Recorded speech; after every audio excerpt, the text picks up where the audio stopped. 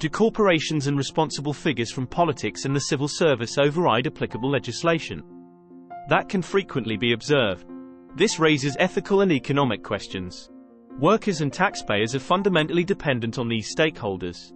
It is often complicated for companies in many industries to enter the market due to high wages, overregulation in some cases, and state economy. Is it possible to circumvent certain power interests and existing cartels and even reduce your own company's costs? Or rather, are there ways to use the existing state-directed infrastructure in a targeted way? In principle, yes. However, fast-changing basic conditions, legislative changes, inflation, disinformation, wars, a changing workforce and pandemics have been fatal for many individuals, companies and private institutions. In fairness, it must be admitted that not everyone can benefit from the state's subsidies in equal measure. Corporations, companies with close links to the state, and established organizations are undoubtedly still doing fairly well in the state-run economy. Those who are less well represented have to put in more effort, find new solutions, adapt and work far more to have a chance.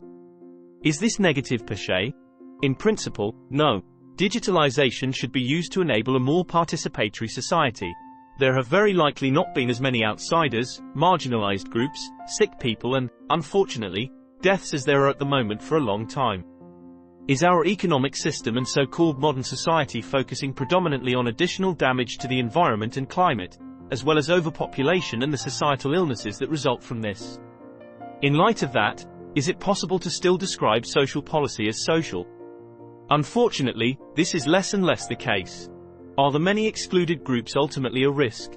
Will the ever-increasing refugee flows lead to societal tensions? Evidently, but who will pay the price? In a state-run economy, it is assumed that bills will be paid. In this way, customers and all citizens bear the losses. It therefore goes against the polluter pays principle. Nevertheless, the inhibition threshold for taking risks seems to still be low. In percentage terms, the number of figures who hold responsibility is continually decreasing. Never before have individuals had to fight so strongly for their rights, convictions, ideas and visions as they have to today. Consequently, there has rarely been a better time to become active. It is not possible to control everything with power.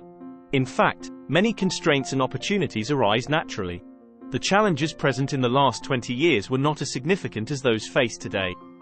Or is this deceiving? Perhaps problematic issues that have been suppressed are simply coming more to the fore. Right now, of all times in the midst of hardship rooted in state economy, the focus should be directed towards effective privatization. Moreover, workers and citizens should be included in the process, and the transformation in terms of energy policy and economics should be accelerated and implemented as far as possible.